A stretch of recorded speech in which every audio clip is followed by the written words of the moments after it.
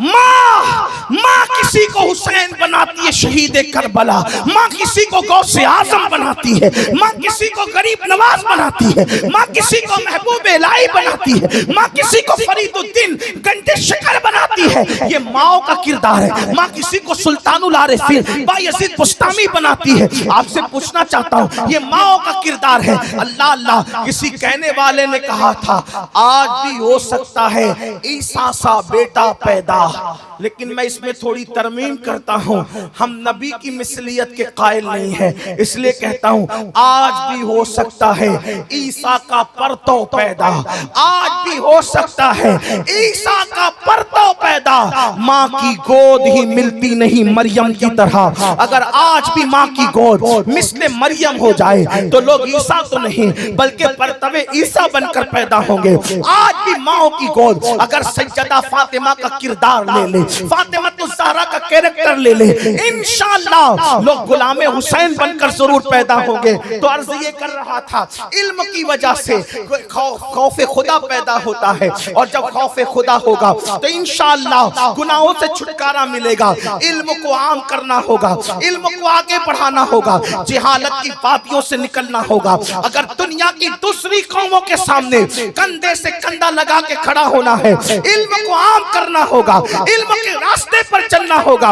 याद रखो, हजारों साल के तस्बीह करने वाले, हजारों साल के सजदा करने वाले फरिश्ते अगर किसी आदम के सामने झुके हैं तो सिर्फ इल्म की बुनियाद पर झुके हैं, वरना आदम अलैहिस्सलाम ने तो उस वक्त तक एक मर्तबा भी सजदा नहीं किया था। जिसने खुद एक बार भी सजदा न किया हो, अगर वो मसजूद बन रहा है मलाइका का, तो वजह क्या है? कुरान कहता है वअल्लमा आदम अल-अस्मा कुल्लहा सुम्मा अरदहुम अलल मलाइका फक़ाल अनबिऊनी बिअस्माइ हाउलाई इन कुंतुम सादिकीन। अल्लाहु अकबर। इल्म आदम के सामने फरिश्तों ने सर झुका करके ये बता दिया था, अगर कौमों को कदमों में झुकाना है तो उनसे ज्यादा आपको इल्म हासिल करना पड़ेगा। लेकिन अफसोस, अल्लाह अकबर, वो कौम जो दुनिया को इल्म की खैरात देने आई थी, वो कौम जो दुनिया को ज़ेवर इल्म से आरास्ता करने आई थी, वो कौम जो दुनिया को इल्म अता करने आई थी, आज वो कौम इल्म से दूर होती जा रही है। याद रखें, जामिया अहले सुन्नत, गौसिया रज़विया, ये मदरसा और जितने अहले सुन्नत के मदारिस से आपके इलाके में, उनकी मदद करें, उनकी इमदाद करें, उनका ताउन करें। मैं अपनी गुफ्तगू को जल्दी जल्दी से समेट रहा हूँ, इसलिए कि मेरे बाद एक अजीम खतीब की खिताबत हुजूर अमीर सुन्नी दावत इस्लामी के हवाले से आपको समाअत करनी है। तो अर्ज ये कर रहा था, याद रखना इल्म होना जरूरी है, लेकिन फिर कहता हूँ साइंस सिखाओ, टेक्नोलॉजी सिखाओ, ज्योग्राफी सिखाओ, अलजेब्रा सिखाओ, हर इल्म सिखाओ, मगर पहले अपने बच्चे को मुसलमान बनाओ ताकि वो दीन सीखे। आज बड़ी माजरत के साथ जितने लोग मेरे भाई बैठे हैं, मैं किसी का हाथ नहीं उठाऊंगा, लेकिन आपसे कहना चाहता हूँ, इनमें से कितने लोग हैं जिनको वुजू करना आता है, जिनको गुस्ल करना आता है? बड़ी माजरत के साथ 3-3, 4-4 बच्चों के पाप होने के बाद भी आज तक उनको गुस्ल करने का तरीका ना आया। मैं आपसे पूछता हूँ, जो पूरी जिंदगी गुस्ल न सीखा वो कैसा मुसलमान? जिसने पूरी जिंदगी वुजू न सीखा वो कैसा मुसलमान? जिसको कलेमा भी पढ़ना ना आता हो वो कैसा मुसलमान? मेरे अजीज, मेरे भाइयों, हमारे सरों पर मौत की तलवार लटक रही है, और एक दिन वो आएगा, जल्द आएगा, और अल्लाह अकबर, उसमें कोई रुकावट नहीं बन सकता। वो मौत की लटकती हुई तलवार हमारे जिस्म से हमारी रूह के रिश्ते को खत्म कर देगी। रूह से जिस्म का रिश्ता टूट जाएगा, और जब रूह से जिस्म का रिश्ता टूट जाएगा तो ये दुनिया में हमेशा नहीं रहेंगे। इस दुनिया से कूच करना होगा, इस दुनिया से रुखसत लेनी होगी। अल्लाह अकबर। वहां क्या देखा जाएगा? कफन में फैक्ट्रियां नहीं ले जाओगे, कफन में दौलत नहीं ले जाओगे, कफन में माल नहीं ले जाओगे, कफन में हसब नसब नहीं ले जाओगे, खून के रिश्ते तो यही टूट जाएंगे। कफन में क्या जाएगा? अल्लाह अकबर। कुरान कहता है ला तंस नसीबका मिनद दुनिया, अपने नसीब का दुनिया से मत भूल, दुनिया से अपने नसीब का मत भूल। तू दुनिया से कुछ नहीं ले जाएगा, या तो तू कफन में अपना अच्छा अमल ले जाएगा या अपना बुरा अमल ले जाएगा। अल्लाह अकबर। इल्म हासिल नहीं करते इसलिए माँ बाप की हक की अदायगी नहीं करते, इल्म हासिल नहीं करते, इसलिए बीवी का हुकूक के हुकूक नहीं जानते, इल्म हासिल नहीं करते, इसलिए शराब में, जुए में और अलग अलग जराइम के अंदर मुब्तला है। आइए आपको बताऊं, अल्लाह अकबर, बहुत सारे गुनाहों के अंदर आज जो गुनाह शबाब पर है बहुत तेजी के साथ आगे बढ़ रहे हैं। और जो हमारी कौम के 16-16, 17-17 साल के लड़के जिन गुनाहों के अंदर मुब्तला है वो 3 है, और ये 3 गुनाह बहुत कसरत से आम हो रहे हैं। नंबर 1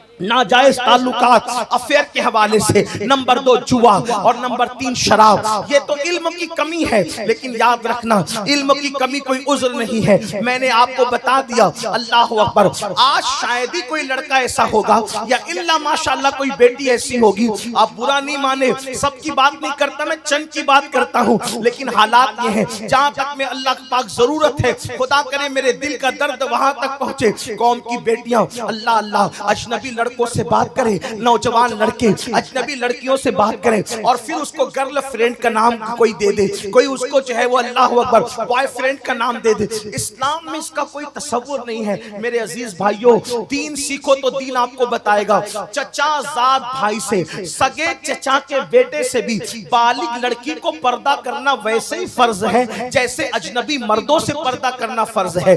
जो मजहब चचा जाद भाई से पर्दा करने का हुक्म देता हो, जो मजहब मामूजात भाई से पर्दा करने का हुक्म देता हो, जो मजहब फूफीजात भाई से पर्दा करने का हुक्म देता हो, आखिर उस मजहब के मानने वाले कॉलेज के अंदर कैसे फ्रेंड बनाने लगे, कोई स्कूलों के अंदर कैसे फ्रेंड बनाने लगे, और फेसबुक पे बैठ कर कैसे फ्रेंड बनाने लगे। दुनिया मुझे चाहे जो नाम दे, मैं उसको गाली सुनने के लिए तैयार हूँ, लेकिन ये जरूर कहूंगा, बेटियों के हाथ में तस्बीह और बेलन अच्छा लगता है, बेटियों के हाथ में स्मार्ट मोबाइल की कोई जरूरत नहीं है। अगर बच्चियां गालियां दे तो चाहे दे ले, लेकिन मैं अपनी कौम के जिम्मेदारों से गुजारिश करता हूं, बेटी अगर 5 लाख के जेवर मांगे, बीवी अगर 5 लाख के जेवर मांगे, उसको 5 लाख का जेवर ला करके दे देना, 5 की बजाय 10 लाख का ला कर दे देना अगर अल्लाह ने हैसियत दी है, लेकिन 5000 का स्मार्ट मोबाइल ला करके मत देना। इसलिए कि आज घरों में बैठ करके जो नाजायज ताल्लुकात की वबा आम हो रही है, उसका सबसे बड़ा जरिया स्मार्टफोन है। बेटियों को स्मार्टफोन न दो, अगर बहुत ज्यादा जरूरत है तो सिर्फ फोन पर बात करने के लिए कोई हल्का फुल्का सा ऐसा हो जिसमें तस्वीरें न हो, जिसमें इंटरनेट न हो, इसमें आबरू बचाने का जरिया है। वरना याद रखो, आज फेसबुक ने वो दिन दिखाए कि शरीफ घरों की बेटियां भी दूसरों के साथ भागती हुई नजर आई है। अल्लाह अकबर, क्या तूफान है इंटरनेट के जंगल ने बपा किया है, इसका अंदाजा शायद देहात में बैठे हुए लोगों को नहीं हो सकता। मेरे आका सल्लल्लाहु अलैहि वसल्लम के दीवानों, याद रखो, हमारे यहाँ बेटी की इज्जत को बहुत बुलंद मकाम दिया गया है। लोग कहते हैं मुसलमान बेटी की आजादी नहीं चाहता, हम कहते हैं बेटी की आजादी इसलिए चाहे तुम, भेड़िया ये कहे कि बकरी को तेरे खूंटे से खोल के आजाद कर दे ताकि मैं उछल लूं आजादी के नाम पे। सुन लो, बकरी की भी भलाई इसमें है और मालिक की भी भलाई इसमें है कि जिसको खूंटे पे रखना चाहिए उसको खूंटे में रखे, जिसको घर में रखना चाहिए उसको घर में रखे, और जिसको आजाद रखना चाहिए उसको आजाद रखे। आजाद कुत्ते फिरा करते हैं, पालतू शरीफ बकरियां नहीं फिरा करती। तो इस्लाम किसी भी बकरी को किसी भेड़िए के हवाले करने का कायल नहीं है। अगर पाप के भेड़िए औरतों को पाप की नजर से देखने वाले, औरतों को आजादी के नाम पर नंगा करके अपनी हवस निकालना चाहते हैं, तो हम ये कहना चाहते हैं जो दाना देना है दे दो, लेकिन हम अपनी बेटियों को पर्दे में रखकर बताएंगे कि बेटियों को पर्दे में रखना ये जुल्म नहीं है, बल्कि बेटी की कीमती होने की अलामत है। पर्दे में रखने का मतलब ये नहीं, पर्दे में रखने का मतलब मतलब ये नहीं कि जुल्म कर रहे हैं। हर पर्दे में रखी हुई चीज पे जुल्म नहीं होता। देखो सब्जियां रोड पे बिकती है लेकिन सोना रोड पे नहीं बिकता, बल्कि बड़े एहतिमाम से बिकता है। वजह क्या है? सब्जी सस्ती होती है, सोना कीमती होता है, हीरा उससे भी ज्यादा कीमती होता है। तो सुनार की दुकान पे हीरा नहीं मिलता, बल्कि उसके लिए और एहतिमाम होता है। तो याद रखो, हर कीमती चीज छुपा के रखी जाती है। मिसाल के तौर पे मैं अक्सर अपनी बहनों को समझाने के लिए कहता हूँ, देखो हमारे मजहब ने जिसको कीमती समझा उसको पर्दे में रखा, और पर्दे में देख के हम समझ जाते हैं कि ये कीमती है। मिसाल के तौर पे दुनिया में करोड़ों कब्रें मौजूद है, बोलो है कि नहीं है? करोड़ों कब्रें मौजूद है, एक तो नहीं। आपके झारखंड में करोड़ों कब्रें होगी, करोड़ों की बात कर रहा हूं, करोड़ों कब्रें होगी, ढूंढोगे तो अल्लाह अकबर। लेकिन देख लो सारी कब्रें नंगी पड़ी हुई है, लेकिन जब हम किसी कब्र पर गिलाफ पड़ा हुआ देखते हैं और उसको चादर के नीचे पर्दे में देखते हैं, समझ जाते हैं किसी शराबी की कब्र नहीं होगी, किसी जुआरी की नहीं होगी, किसी जानी की नहीं होगी, बल्कि ये कीमती कब्र है। इसलिए इस पे कपड़ा और पर्दा डाल दिया गया है, इस पे गिलाफ डाल दिया गया है। इसी तरह देखो दुनिया की सारी मस्जिदें बेपर्दा है, लेकिन जो मस्जिदों में सबसे अफजल तरीन मस्जिद है जिसे काबतुल्लाह शरीफ कहते हैं, उसको गिलाफ में ढक करके बताया गया है। और मस्जिदें अलग है, दिल्ली की जामा मस्जिद की इज्जत अलग है, मगर वो बेपर्दा है, और अल्लाह के काबे की हुर्मत अलग है, इसलिए उसको पर्दे में कर दिया गया है। पता चला हर इज्जत की चीज को पर्दे में किया जाता है। देखो दुनिया में करोड़ों किताबें हैं, सारी किताबें बेपर्दा पड़ी हुई है, लेकिन कुरान को पर्दे में रखा जाता है। जिस किताब को हम पर्दे में देखते समझ जाते हैं, बुखारी नहीं होगी, मुस्लिम नहीं होगी, तिरमिजी नहीं होगी, इब्ने माजा नहीं होगी, साइंस टेक्नोलॉजी अलजेब्रा की किताबें नहीं होगी, यकीनन ये अल्लाह का कुरान होगा। इसीलिए इसको पर्दे में रखा गया। सारी किताबें इज्जत वाली में बेइज्जत नहीं कर रहा हूं, लेकिन सब इज्जत वाली में जो इज्जत वाली सबसे ज्यादा किताब थी उसको पर्दे में रखा। फिर देखो इंसान दो चीजों का मजमुआ है, एक उसका जिस्म है, एक उसकी रूह है। अल्लाह अकबर। रूह इंसान की जिंदगी का सर चश्मा है। जब तक रूह है तब तक इंसान स्टेज पर, जब तक रूह है तब तक महफिल में, जब तक रूह है तब तक पार्लियामेंट में, जब तक रूह है वो वजीर है, जब तक रूह है वो अमीर है, जब तक रूह है वो इज्जत वाला है, जब तक रूह है वो आलिम है, जब तक रूह है वो खतीब है, जब तक रूह है वो पीर है। लेकिन रूह निकल गई तो लोग ये नहीं कहते पीर साहब को उठाओ, आलिम साहब को उठाओ, एमएलए साहब को उठाओ, एमपी साहब को उठाओ। नहीं, लोग क्या कहते हैं? मैयत को उठाओ, मैयत को निलाओ। पता चला जब तक रूह है सारी डिग्री और अलकाबात सलामत है, रूह निकल गई मैयत के सिवा कोई और नाम नहीं। तो पता चला रूह कितनी कीमती है। और इंसान दो चीजों का मुरक्कब है, जिस्म और रूह का। पता चला रूह कीमती चीज है, जिस्म को जाहिर किया और रूह को अंदर छुपा लिया, यानी कि पर्दे में रखा क्योंकि वो ज्यादा कीमती थी। इसी तरह मजहब भी दो चीजों का मजमुआ है, एक है अमल, एक है अकीदा। अमल के बगैर कोई मुसलमान हो सकता है, अकीदे के बगैर मुसलमान नहीं हो सकता। इसलिए अमल को जाहिर रखा और अकीदे को दिल में छुपा लिया। तो हर चीज जो बहुत ज्यादा अहम थी उसको पर्दे में रखा। बल्कि अब कह ले कि मखलूक को बेपर्दा किया, और मखलूक बनाने वाला खालिक खुद अपनी शान के मुताबिक पर्दे में। पर्दा जुल्म है। अगर पर्दा जुल्म होता तो खल्लाक के कायनात पर्दे में क्यों?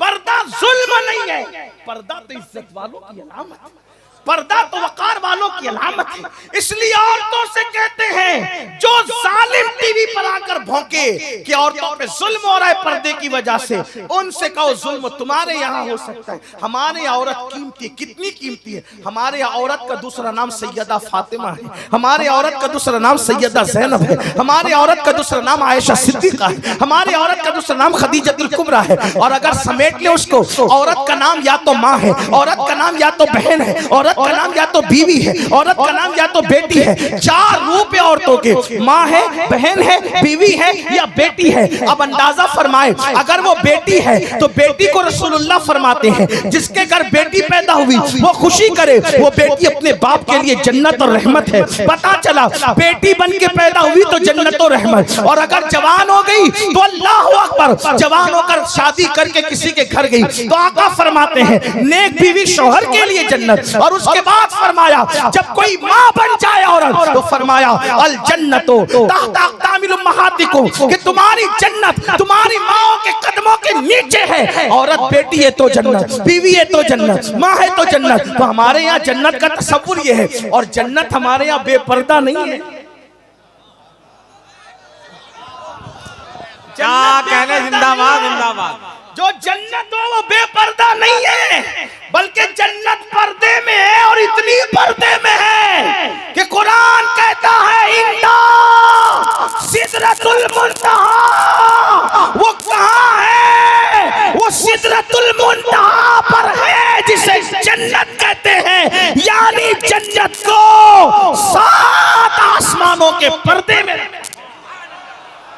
जन्नत को 7 आसमानों के पर्दे में रहे। और हमारे यहाँ औरत जन्नत से कम नहीं है। किसी के यहाँ और कुछ भी हो सकता है। लोगों ने जुओं में हारा इसलिए उनको अहमियत हो या ना हो, लोगों ने गुम कर दिया उन्हें अहमियत हो या ना हो, लोगों ने उनका सौदा किया अहमियत हो या ना हो, हमारे यहाँ तो बड़ी अहमियत है। इसलिए तो पहली बात ये अर्ज कर रहा था कि आज नाजायज ताल्लुकात के हवाले से बहुत ज्यादा मामलात बढ़ रहे। नंबर 2 जुआ, जुए के मामलात, खास तौर पे आज इंटरनेट पर जो जुआ आम हो रहा है, और उसको मैं समझता हूं कि नाक की क्लिप सुनो, बयान की क्लिप सुनो, कोई क्लिप सुनो, उसमें जंगली रमी का एडवर्टाइज जरूर आता है।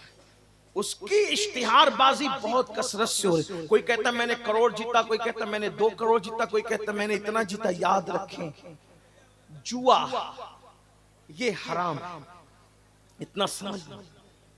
और ये जुआ ऐसे ही है जैसे चूहा, समझे? जुआ ऐसे ही है जैसे चूहा। मतलब क्या? जब किसी चूहे को मारना होता है तो पिंजरे के अंदर रोटी लटकाई जाती है। चूहा रोटी देखकर आता है, और आने के बाद जैसी रोटी खींचता है तो रोटी मुंह में आए या ना आए, लेकिन पिंजरे का दरवाजा बंद हो जाता है, और फिर चूहा हमेशा के लिए अपना वजूद खो देता है। ऐसे ये जुआ एक लटकती हुई रोटी की तरह है जैसे चूहे के लिए। ये लालच में मत आओ, इजी मनी के चक्कर में जो भी पड़ा वो रोड पे आ गया। रातों रात करोड़पति बनने के चक्कर में जो भी पड़ा, जो पूंजी थी वो भी खत्म हो गई। एक तो पूंजी गई, और अगर जीता जुआ में तो उसका कपड़ा पहना, तो जब तक वो कपड़ा बदन पर है ना दुआ कबूल है ना नमाज कबूल है। अगर उसी जुए से घर बनाया तो जब तक उसकी ईंट बाकी रहेगी, जुआ खेलने वाले पे अल्लाह की लानत बरसती रहेगी। और सबसे बड़ा खसारा और नुकसान, दिल के कानों से सुन लो, अगर सुन सकते हो तो, मेरे आका गैबदा नबी सल्लल्लाहु अलैहि वसल्लम ने फरमाया कि जिसने दुनिया में जुआ खेला होगा, जब वो कयामत के दिन उठेगा तो उसका हाथ सूअर के खून में रंगा हुआ होगा, उसका हाथ सूअर के खून में रंगा हुआ होगा। अल्लाह अकबर। कयामत के दिन आप सूअर के नाम से बहुत नफरत करते हैं, लेकिन जुआ खेलने वालों, जुआ से दिलचस्पी रखने वालों, मेरे भाइयों, ये मेरे नबी का फरमान है, अपने आका का फरमान है। और जरा सुनो उसका नुकसान क्या है। मेरे आका गैबदा नबी सल्लल्लाहु अलैहि वसल्लम फरमाते हैं, जिसने दुनिया में जुआ खेला होगा, बल्कि यहाँ तक इमाम गजाली ने लिखा कि जुआ के आलात अपने हाथ में लिए होंगे, वो हाल इस हालत में कयामत में उठेगा कि उसका हाथ सूअर के खून में रंगा होगा। अब सूअर के खून में रंगने का नुकसान क्या है? कयामत के दिन एक मंजर ये भी होगा कि मेरे आका अपनी उम्मतियों से मुसाफा करेंगे, मेरे सरकार अपनी उम्मत से मुसाफा करेंगे। यही तो बात है, आशिकाने रसूल के लिए महशर में भी एक महशर है, कयामत में भी एक कयामत है। अल्लाह अल्लाह, जब यहाँ हम जलसों में आते हैं तो उलमा से मुसाफा करने के शौकीन होते हैं, और करना भी चाहिए। हो सके तो जिंदगी में या तो किसी नेक के पीछे नमाज पढ़ लो या किसी नेक से मुसाफा कर लो। क्या होता है